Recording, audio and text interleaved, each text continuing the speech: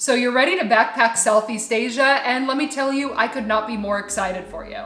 About a year and a half ago, I spent 2 months traveling through 5 countries in Southeast Asia, and I had the time of my life. I believe that Southeast Asia is one of the greatest regions to backpack because it's affordable, it's safe, you'll meet other travelers, there's really friendly locals, the food is amazing, and there are so many life-changing experiences to be had. But I totally understand that planning a backpacking trip can be really overwhelming, especially if you've never been to the region. You want to know how you can save as much money without sacrificing quality. You want to make the most of your time, but you're not familiar with the region. I totally get it. I was there too, and I spent hours researching and planning my 2-month backpacking trip. And I'm very proud to say that I ended up having a very smooth, very successful, very safe 2 months. So therefore, I thought I would give you my full 2-month Southeast Asia itinerary. Where I went, where I stayed, what I did, what I recommend, and how I got from point A to point B. While my Southeast Asia trip is not the only great way to do it, I thought that I would share my experiences in hopes that it gives you some ideas and inspiration.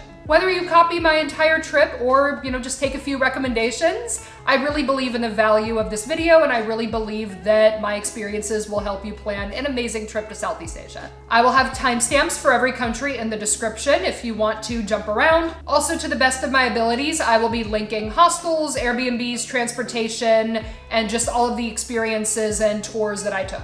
Let's get right into it. So first of all, I think that Southeast Asia is very easy to travel due to its really amazing travel infrastructure. It's very affordable. It's very easy to basically go from one place to another. It's relatively English friendly. I ended up having a really amazing trip, but I did not do it perfectly. More specifically, I did not go to Vietnam. That was the biggest mistake I made. I've heard nothing but fantastic things. I cannot speak from experience there. I plan to visit very, very soon, but until then, I will mainly be talking about Singapore, Cambodia, Thailand, Malaysia, and Indonesia. So my first stop was Singapore, and that is mainly just because it was the only direct flight from where I live. I flew Seattle to Singapore. It was a 16-hour flight. It was, I think, my one-way was like $700 or something like that, which seems pretty standard. I flew Singapore Air. They're a fantastic airline. It was just a very long flight. So in terms of getting around Singapore, it's very walkable. It's not very big, but also they have a fantastic MRT system. You don't even have to get like any sort of like pass or card like Japan has their Suica cards.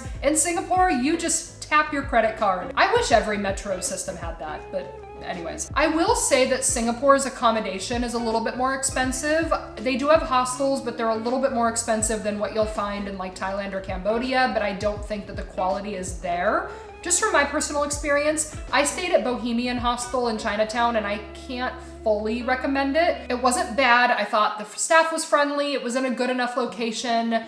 I just felt like it wasn't the greatest quality. Like the rooms weren't the best, the showers weren't the cleanest. It was really, really hot and humid, which Singapore is hot and humid, but they definitely don't run their AC everywhere.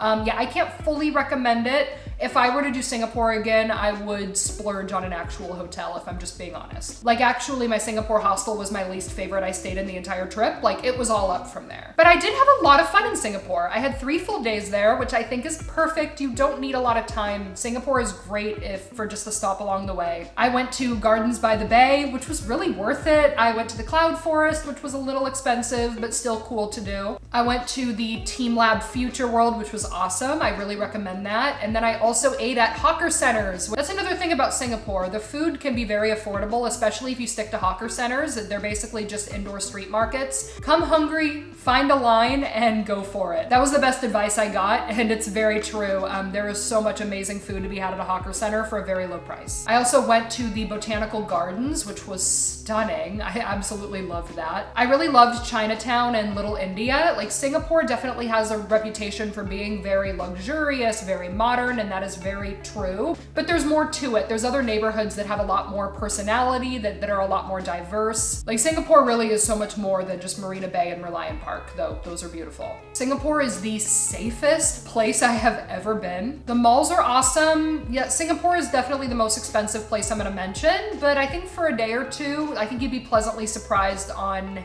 how affordable it is in certain ways. Like, yes, accommodation is expensive, but I think that food and getting around is very inexpensive. Chiang Changi Airport, which is an amazing airport, is definitely an international hub, so chances are you might end up there at some point, so you may as well spend a day or two. Next up, I flew Singapore Air direct to Siem Reap, Cambodia. I stayed at the Mad Monkey, and it was like $5 a night, and it was a wonderful hostel. Like, really friendly staff. It was super clean. They had a really nice pool. Their food was good. A lot of social events. I ended up going on like a night market tour with a bunch of people, and we had a lot of fun. I ate insects.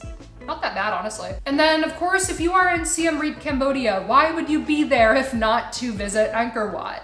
You gotta do a sunrise tour. The tours are pretty affordable.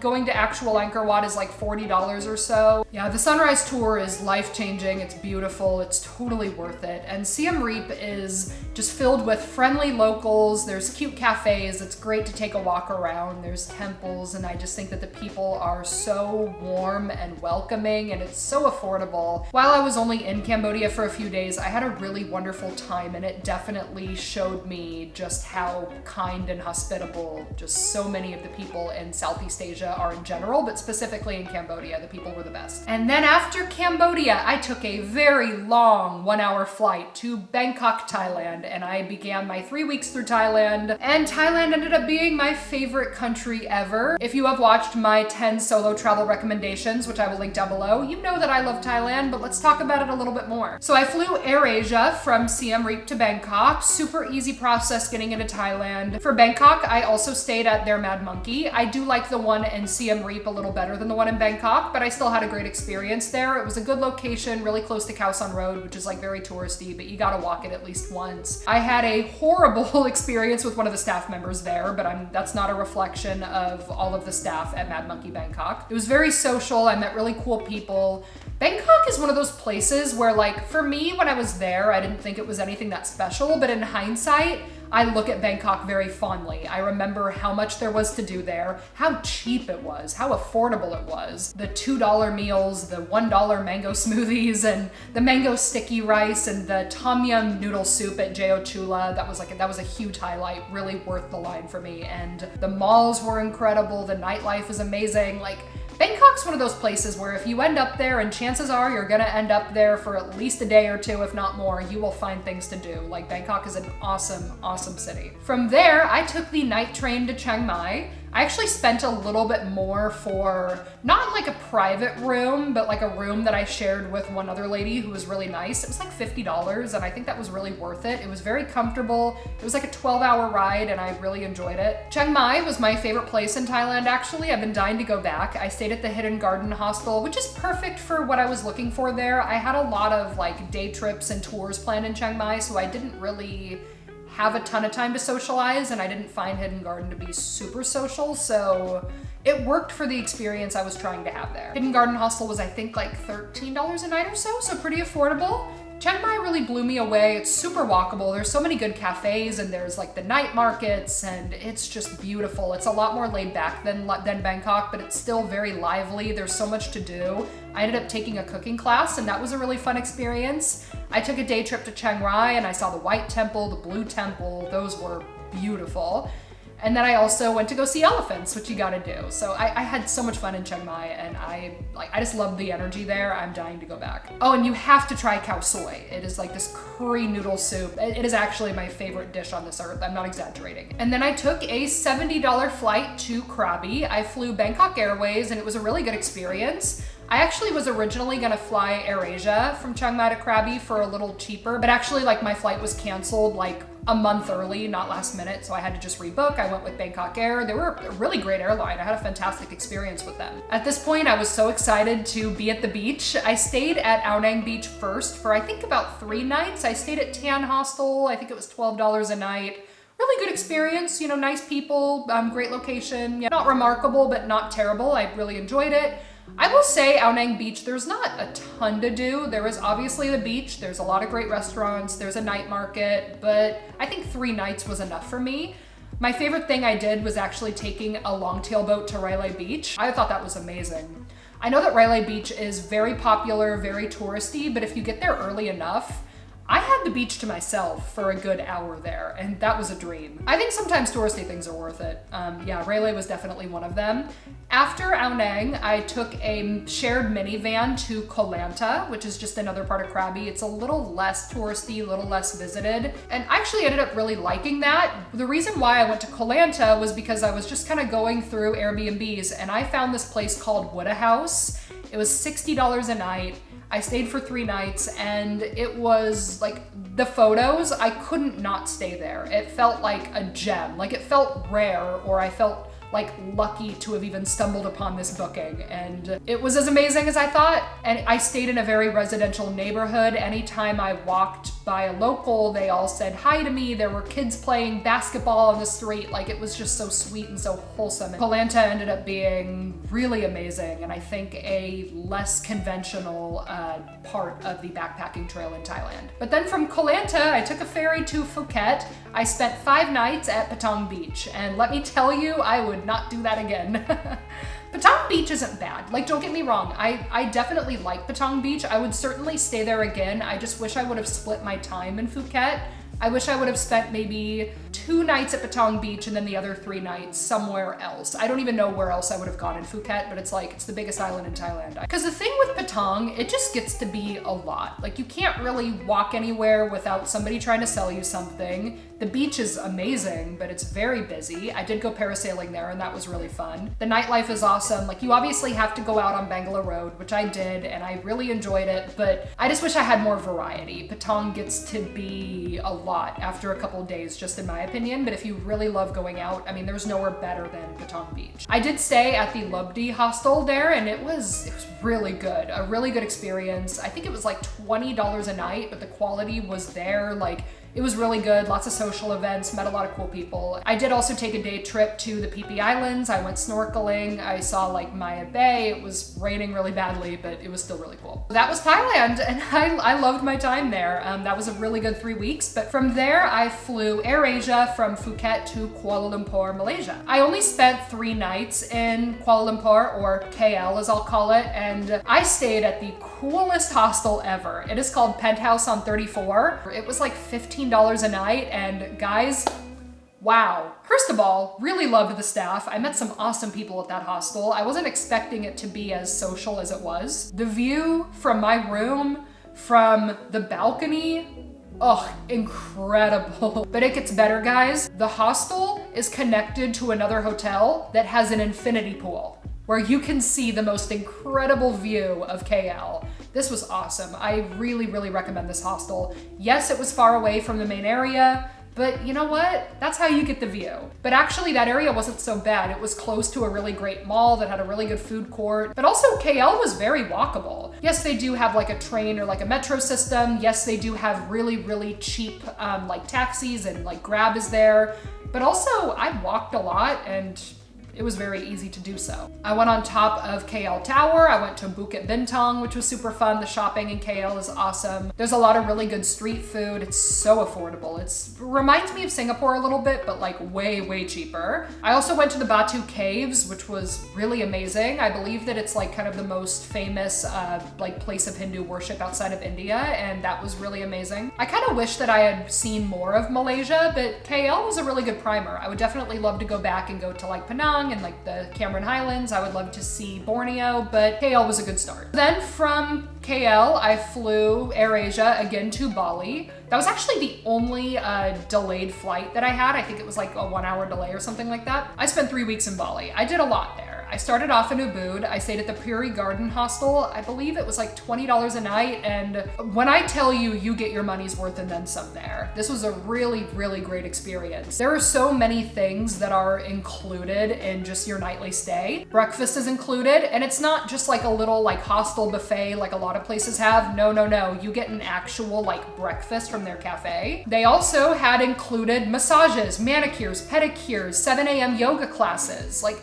amazing. But they also had a lot of stuff extra that you had to pay for, you know, like cooking classes, like nights out, stuff like that. But like really incredible experience. It really felt like a resort, even though it was like a hostel. It was so good. I did a lot of cool stuff while I was in Ubud. I of course went to the monkey forest. I went to all of the awesome cafes in Ubud. Bali in general has such a good like brunch and cafe culture. Like I really miss that about Bali. I also took a day trip to the Sukhumvit waterfalls, which you have to do. I got up at like 1 in the morning and did the Mount Batur sunrise hike, and that was really worth it.